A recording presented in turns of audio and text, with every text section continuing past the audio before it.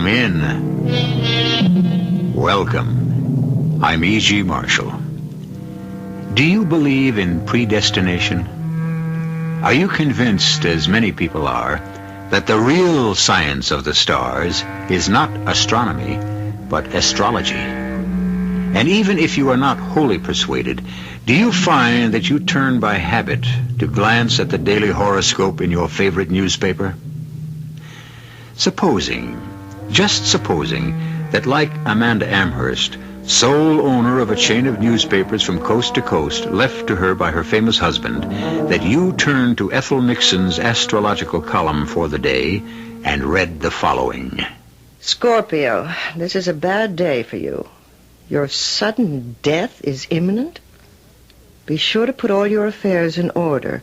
You cannot escape the inevitability of the stars. It is a hard prediction to face, but it can only be justified out of what you've done to deserve it. Damn it, are they out of their minds? That shaky little mouse, Ethel. Writing a bomb like this, she'll have scared 25,000 people out of their wits, or made us the laughing stock. This is Amanda Amherst. Put me through to the managing editor. Oh, come on. Adam, it's Amanda. I want the presses stopped. Hold all deliveries and do everything you can to get our first run off the stands. Why?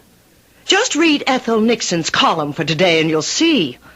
I'm on my way down there now, and when I find out what's going on, heads are going to roll, and brother, none of them will be mine.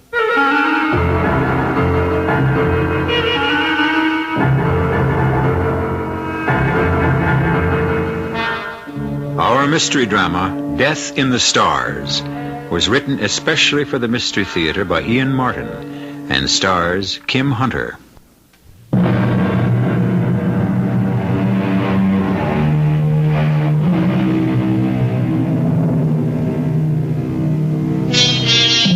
Amanda Amherst.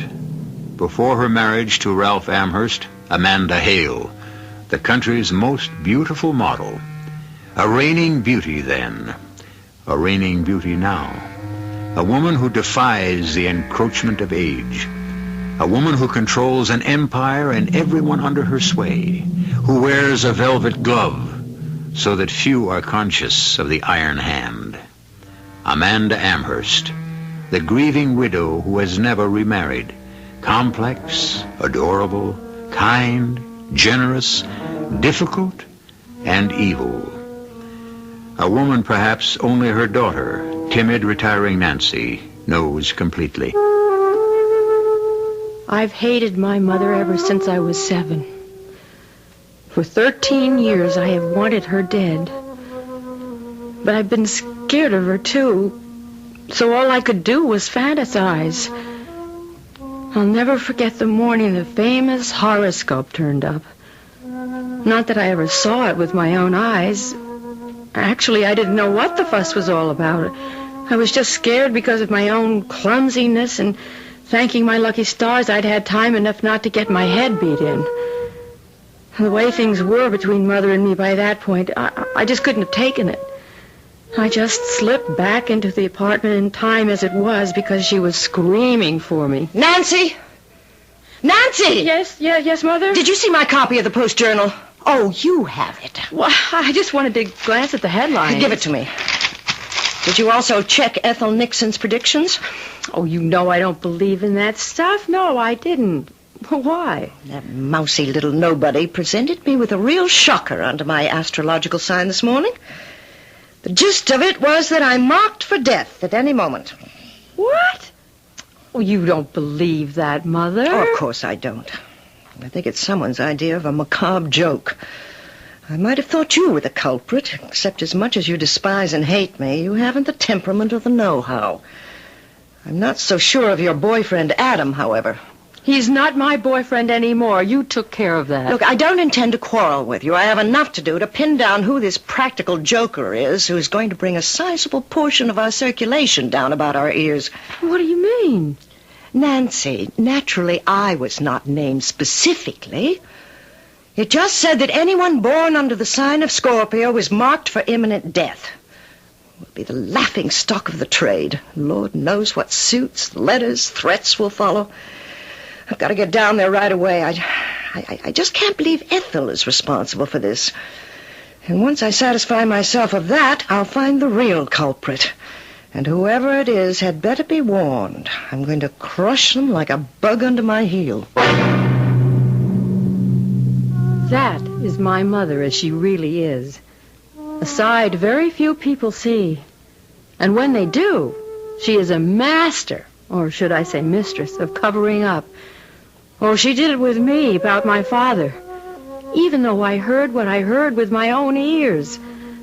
But a 7-year-old, half drugged in early morning sleep, is easily persuaded she didn't really hear. Amanda, when she sets herself to it, can make purple seem green or orange blue. Even though I remember every word, she twisted them to mean something else. This is what I thought I heard. Even after 13 years, the words just won't go away. And how anyone as beautiful and vibrantly alive as you are outside can be as cold and heartless inside, Amanda. No, never again. Look, I tried to satisfy you once. I'm sorry it turned out to be a girl. I'm sorry I gave you Nancy. Heaven knows I didn't want her, and neither did you, Ralph. That is not true. Of course it is. A boy's all you wanted. The male succession must be preserved to keep the empire alive. Well, if you want a son, go find some other wife to produce him for you. You don't mean that. Oh, don't I? I'm not ruining my figure again for anything. Well, how could you even suggest the possibility of divorce between us? My dear Ralph, who even mentioned divorce? Well, I don't want an illegitimate son. Well, if you handle it right, and if it matters in this day and age, who has to know? You'd just sit by quietly and see me have an affair with some other woman. You'd condone that? Well, why not? Doesn't have to be done in front of me.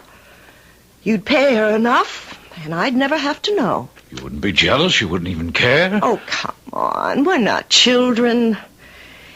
If you're squeamish about it, you could arrange it with test tubes or however you do it. Doesn't matter to me. I'm only trying to give you what you want. What I want from you is love and understanding. Well, you have that. I thought I had. Now I see how mistaken I was. But you're not mistaken. I love you very much. Oh, Amanda, you love me for my money, my position. And your power, yes. That I love most of all. But not me. Ralph, I'm tired. I want to get my sleep. Oh, your beauty sleep, of course. You don't want me to remain beautiful and young for you? Amanda, you will always, forever, and as long as I live, remain the most beautiful woman in the world for me. Oh, don't you believe it? Beauty is natural only a short while, and then it becomes art. No artifice.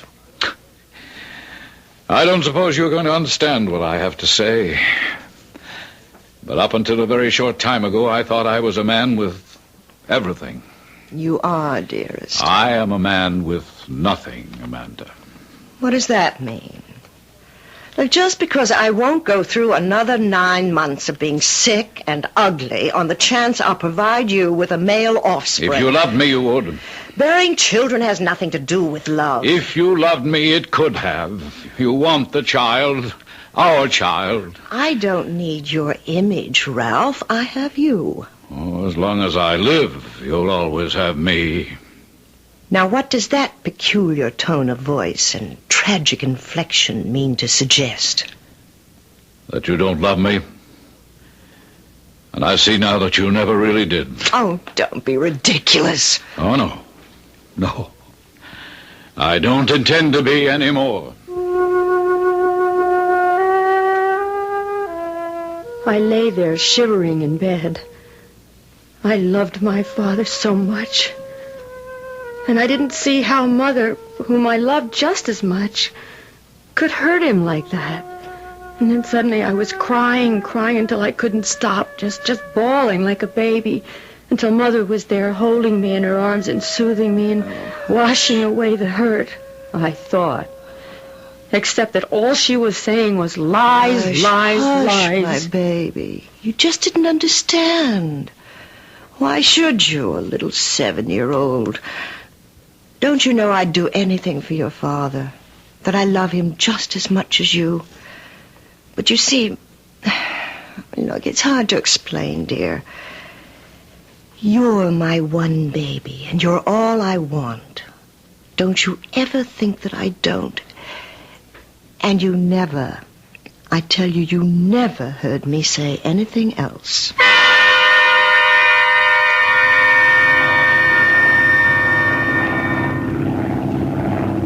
I had found when I wanted to think deeply that flying a plane gave me enough aloneness to find out whose perspective was right or wrong. Oh, I suppose being brought up as William Amherst's son spoiled life for me by giving me everything on a silver platter.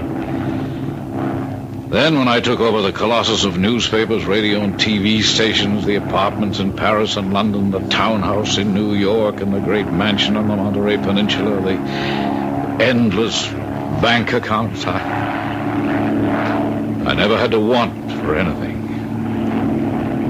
till Amanda Blake came along. Then she mattered more to me than anything in life. Until the other thing came up. A son, an heir. For once it seemed I was on the losing side.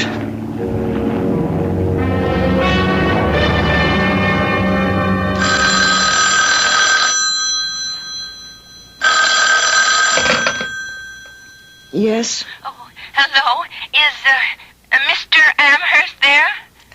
No, he's not. And how did you get this number? It's unlisted. I sort of work for him. I mean, is this Mrs. Amherst? Yes. Oh, gee, I hope I didn't wake you up. Oh, no, of course not. I'm always awake and at my best at 6:15 a.m. Who is this? Oh, well, this is Ethel Nixon, the astrologer, you know. The what? The voice of your tomorrow. It's my column, syndicated in your husband's newspapers, you know. And I've simply got to speak to Mr. Amherst. I mean, your husband Well, I suppose I can take a message for him. Can you get it to him quickly? Just beg him not to take any airplane fights in the next 2 days. Well, I don't think he's planned to. But why? It would be so complex to explain. He's a Taurus, as I'm sure you know, and a frightening set of coincidences are arising through his ruling house and the ascendancy of his particular star. Oh, dear, it's much too complicated to explain, but he's in terrible danger. That's why I called. In danger? From what? I don't understand. Well, of course it would be difficult for you, but it is absolutely vital for him not to move out of his own element. Certainly, of all things, not to be in the air or fly. Well, why not? Because it has been revealed to me that it can be disaster for him.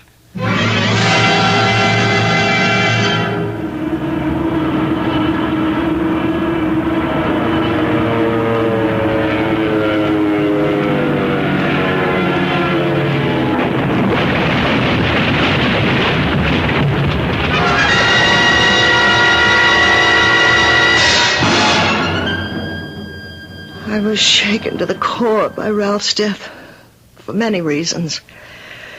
Not the least of which was his brother Joseph's reaction. I want to cry out and ask for a God with some justice. Oh, stop being melodramatic, Joe. That's not going to help anything. Oh, you can sit calmly by. You have nothing to worry about. For God's sake, I just lost my husband. Sure, and gained an empire. I can't believe it. My own brother, and he left you everything. That isn't true. You still have your editor's job on the Journal World and a tax-free income that should more than keep you in liquor and women. To name a spade a spade. You criticize my lifestyle? What about you? You're worse. At least they give satisfaction in return for the money. I swear Ralph died because of you. Oh, you're drunk. I don't know what you're saying. And I'm drunk enough to say what I have to say. You killed Ralph. You're his murderer. That's a contemptible thing to say. The man I loved... All you ever loved was what he represented, and you wanted it all for yourself, and now you've got it. Look, Ralph died in a plane accident. All right. But there was nothing wrong with that plane. You betrayed him somehow, some way. I don't know how. There's only one way my brother could have died on his plane. Either somebody booby-trapped it or he crashed it deliberately. He wanted to die. Get out of my house. He destroyed me for a little. That drunken weakling brother, Joe. To dare to talk about Ralph and me like that. But he disappeared to Europe and out of my mind. What had shaken me most about Ralph's death was Ethel Nixon. How could she have known about Ralph before he... How could she have known? That's why 13 years later, today, reading her prediction in my own newspaper, I could feel the shadow of death across my path. I was conditioned to believe that my doom had been sealed, unless... some way, somehow, it was only someone's idea of a joke.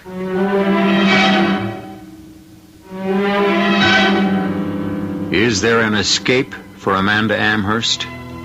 Is her fate sealed already? Do the stars, wheeling in the heavens, fixed for that infinitesimal moment in time when we, as infants, first cry out that we are alive and born, control another fleeting moment of conjunction which brings us death? I'll return shortly with Act Two.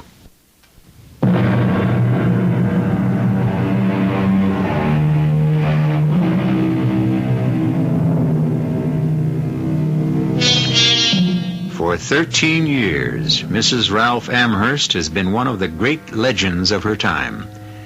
After her husband's death, Amanda has ruled with an iron hand the empire willed to her, and miraculously, at least in appearance, kept her youth and her radiant beauty. She has been supremely secure in her power, until shortly before the stunning public announcement in her own key paper that her days were numbered. But who or what was responsible for it? How did it appear? Oh, but you couldn't. You surely couldn't believe for 1 minute, Mrs. Amherst, that I would ever reveal such a terrible prediction about anyone, particularly about you, even if it were true. You did once about my husband, Miss Nixon, and that was true. But that was different. In the first place, I had read it in his horoscope. You haven't read it in mine? Well, look, I'll show you. I can show you a copy of today's paper. Just 2 pages after the editorial. Yeah. There, see? You can read it for yourself. Let me see. Scorpio, today may be a disturbing day, but keep your head and be of good heart. Keep family affairs in order, check your impulse to emotion, and all will turn out well. Financially, you will benefit greatly. You see? This is a city edition. Have a look at mine, the early one. Is this the one you read over the phone? Yes. It just seems impossible. What? You see? No wonder you gasp. But this is the same as you just read. What I wrote to be published. What? Give me that. Damn it, you're right. Someone's up to jokes and games around here, and when I find out who... Oh, now, maybe you were, well, you know, half asleep, and it was sort of a dream. Look, wait a minute. This isn't my paper. The one I read this morning. How do you know? Ethel, try not to be any more of a pinbrain than you are. My copy is rushed to me as publisher, delivered by hand the moment it's off the press. Well, then how? I don't know. But I have a couple of ideas, starting with my not-so-loving daughter, Nancy. I'd better get home and see her right away.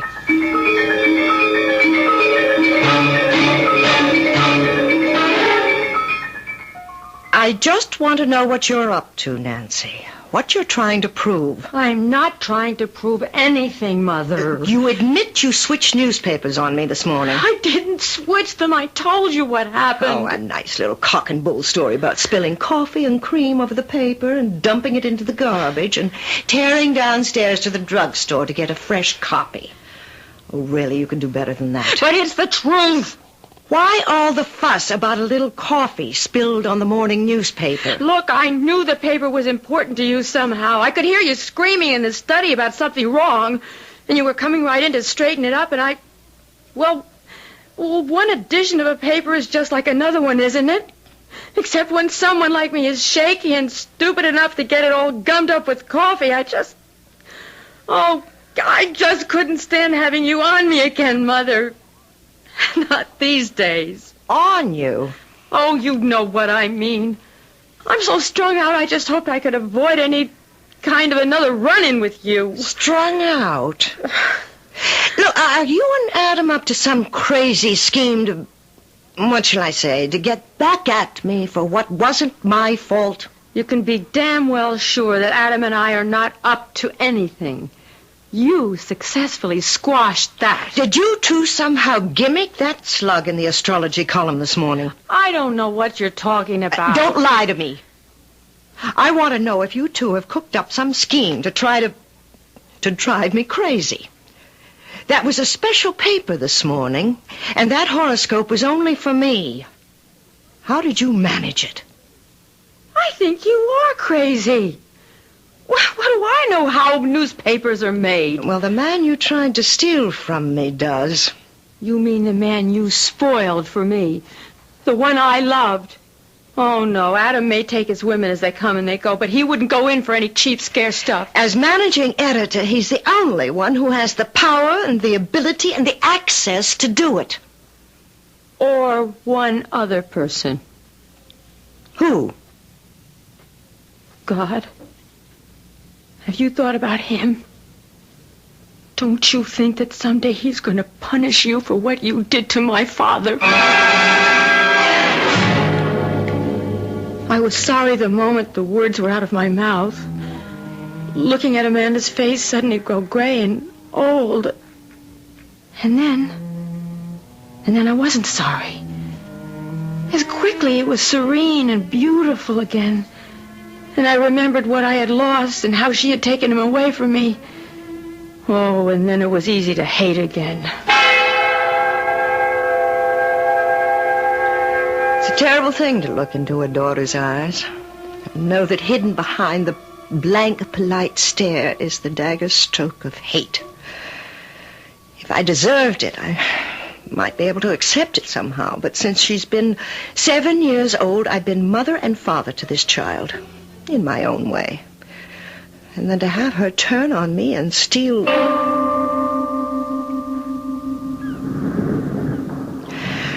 I was never a woman who could live without men, but I never had to depend on them until the day I met Adam Brock. I don't know, it was at someone's place at the beach on a weekend. On a weekend I was able to go out again. Dr. Anton Driscoll had performed his third miracle on me. Bronzed and sun-greased. I knew, even to my own critical eye, that I looked at least 15 years below my own age. I was sure of it when Adam dropped down on the sand beside me. Hello, whoever you are.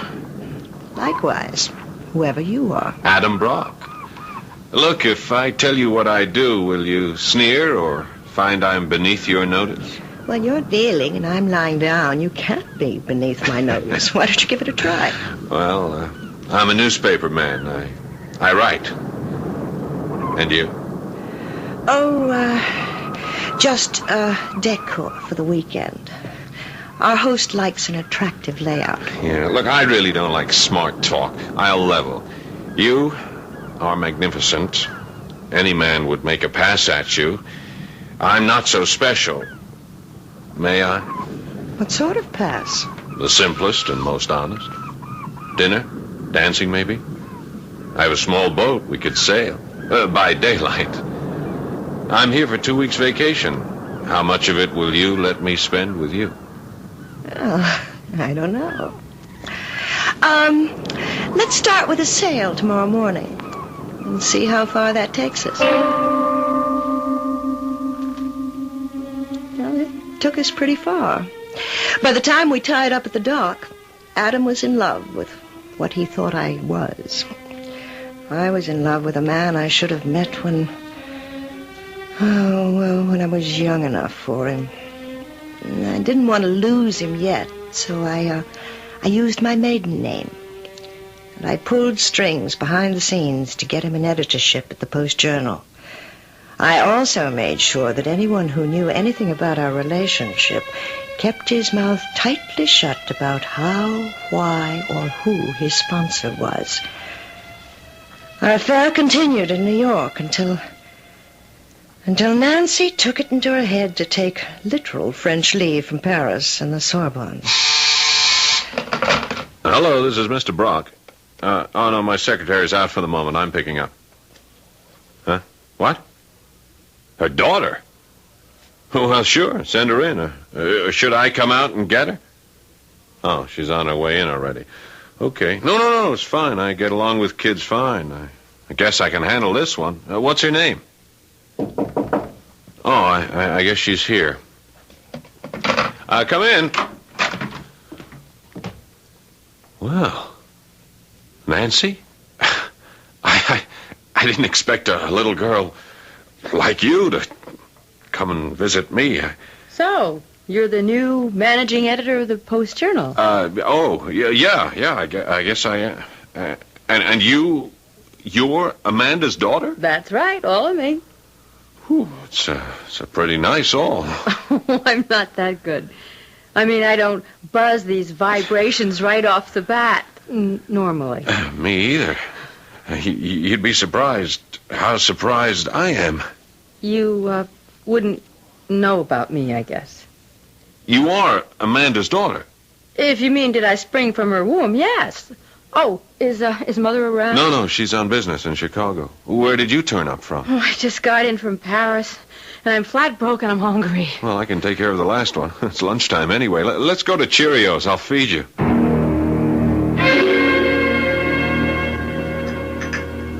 Feel better? Oh, I'd hate to tell you how good I feel. You fed me all right. I'm glad you enjoyed it. Oh, the food was great, but that doesn't matter. I mean, the line you fed me. I just hope you meant it. I didn't think I was feeding you a line. Oh, if you could have searched through Bartlett's for the perfect quotes, you had them, Adam. And then after knowing you all this long, why should I expect less? By the time we got to the Spumoni, I was his forever.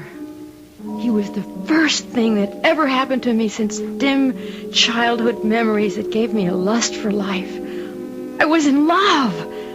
I knew just what I wanted. And the best part of it was I could feel he felt the same.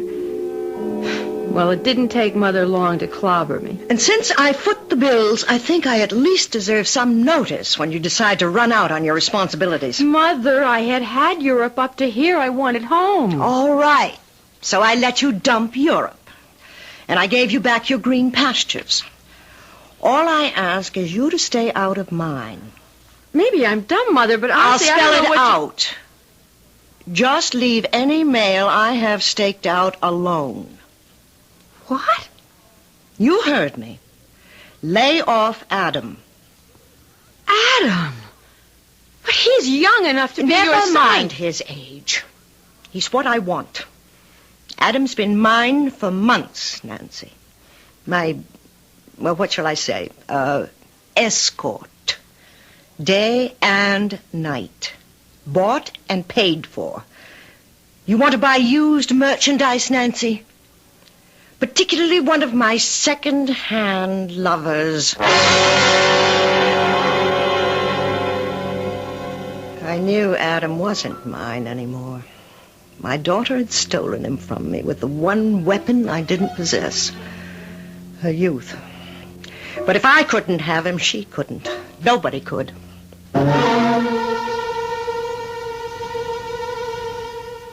A strange and tortuous story about a strange and tortuous woman. What is her true fate? Is she at last caught in her own web, her past catching up with her to doom her as inexorably as she has sealed the fate of others? There is still more of the past to come when I return shortly with Act 3.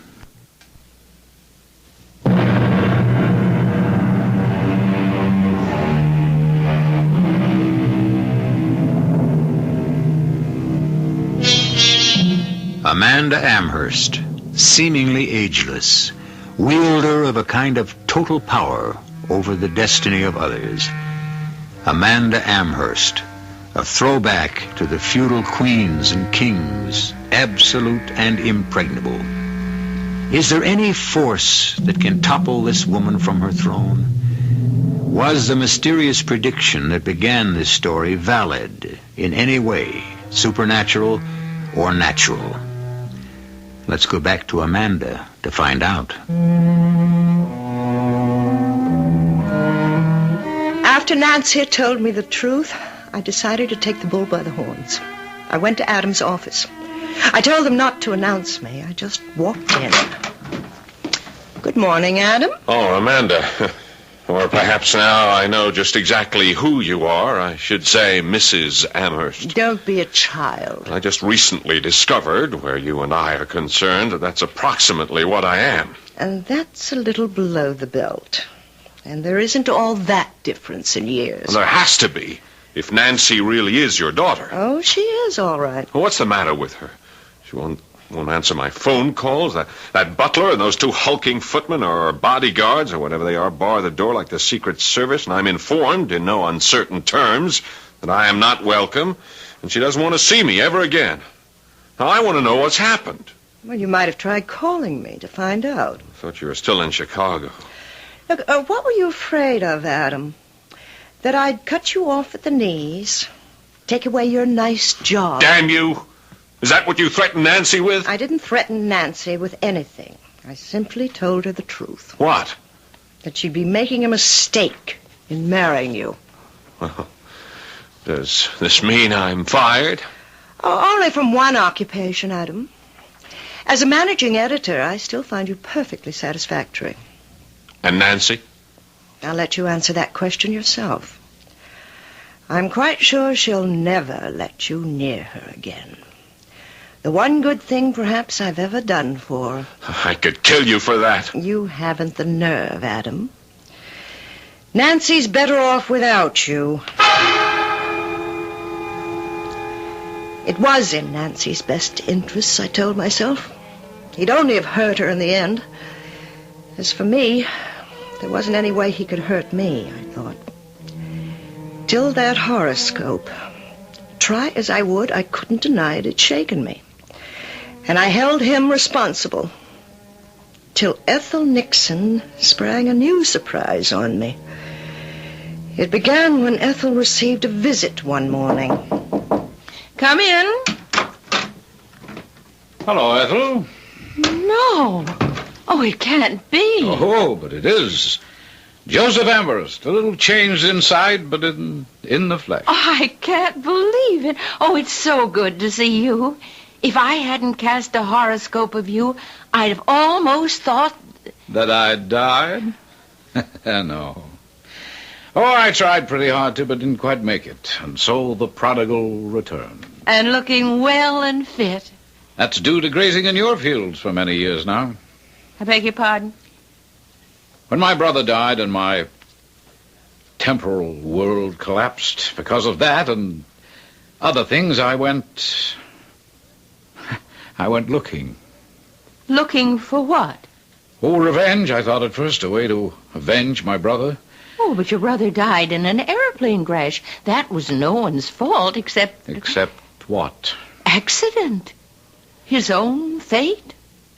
Or a wife that drove him to it. Mr. Amherst, you're scaring me now. I can't believe what you're saying. You must know that I believe in fate, not human intervention. Oh, that's all right, Ethel. It's what in the last few years in the Far East I have come to believe in, too. How long have you been back in this country? Oh, a week or so. Does Mrs. Amherst know you're back? Lord, no. As far as I'm concerned, she doesn't exist. And it's a mutual feeling. Mr. Amherst, now, please excuse me for asking, but if you've been around for a week, you wouldn't be responsible for the awful thing that happened in my column yesterday morning? What awful thing? I'll tell you all about it. You didn't do it somehow, did you, Mr. Amherst? Oh, my dear Ethel, I wouldn't know how. But, who else saw this prediction except Amanda? Well, nobody. But why would she make up a story like that? Who knows why Amanda does anything she does? Maybe to have an excuse to fire whoever is managing editor, or... Adam Brock? Oh, he's leaving anyway. Oh, maybe to fire me. Oh, no, I wouldn't worry. I don't think that's the real explanation. I think the only reason Amanda saw what she saw is because the black pigeons are coming home to roost. Do you believe in ESP? Oh, yes, but How many people do you think hate Amanda as deeply as I once did? As I still struggle not to do? As I will have to fight with every resource I have not to when I go to visit my brother's grave in Arlington tomorrow. Maybe that's why the ghosts of the past are haunting Amanda. As perhaps they haunt her every year at this time.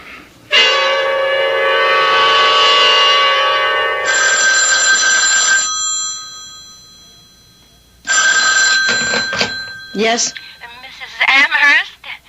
It's speaking. It's Ethel Nixon. I just felt I had to call you. I thought I ought to let you know he's back. Who's back? What are you talking about? Joseph Amherst. He turned up at my office this morning. Joe. Well, well, my esteemed brother-in-law. I thought he must have died by this time. Did he just get back? No, he's been here for a week. And he's been... Well, he said he'd been hanging around the plant. And even though he denies it, I was just wondering... If he's responsible for this ridiculous hoax that's going on? Huh. I wouldn't put it past him. But he really must have lost his mind. Have you seen today's paper? You mean the Post-Journal? Of course I mean the Post-Journal. Your column again, under Scorpio.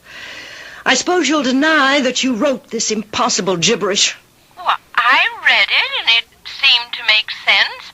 I'm sorry if... What does it say in your paper?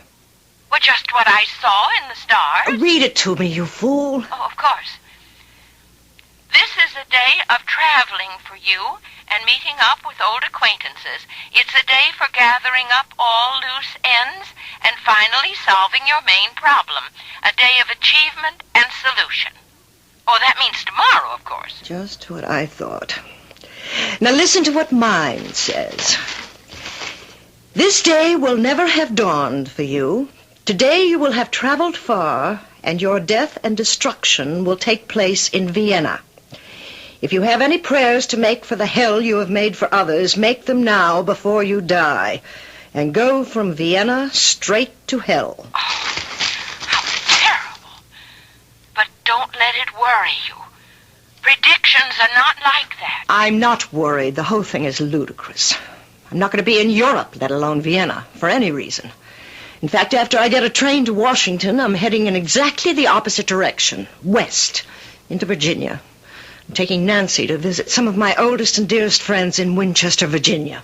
So you won't worry, will you? I'll tell you what I will worry about.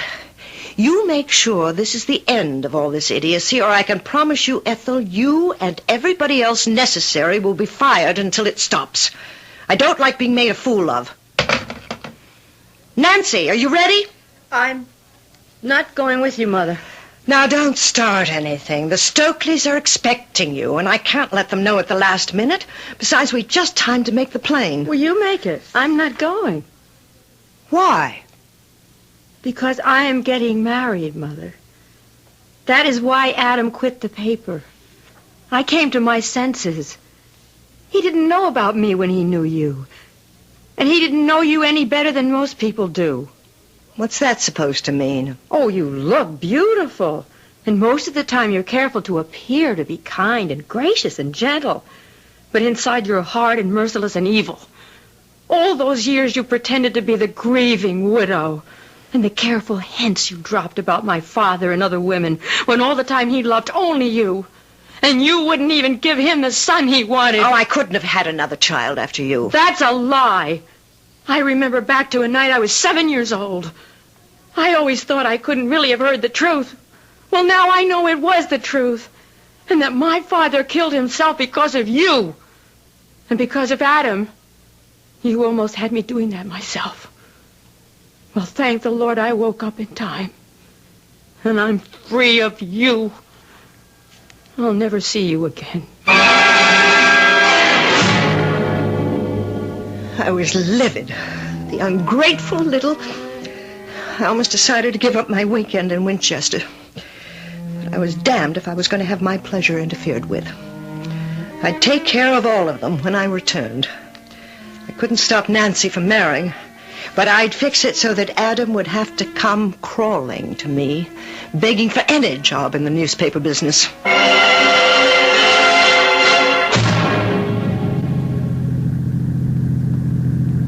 I was still fuming, even after the limousine the Stokeleys had sent to pick me up at Dulles Airport was purring along the road west toward Winchester. I had a sudden thought, remembering for some unearthly reason how close we were to Arlington, and that this was the 13th anniversary of Ralph's death.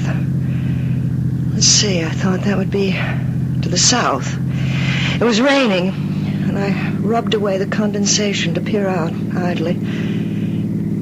My heart freezing suddenly as the headlights swept a sign by the road saying, "You are now entering the town of Vienna."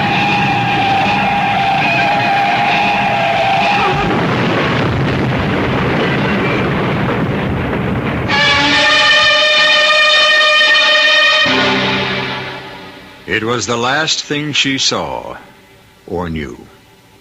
The newspaper story the next day began with the paragraph, "Mrs. Ralph Amherst, on her way to Winchester, Virginia, and passing through the small town of Vienna, was hit by a car traveling north. Both drivers and Mrs. Amherst were killed.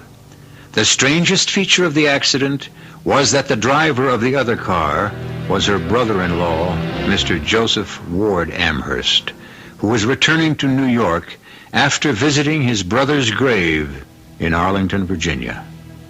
I'll be back shortly.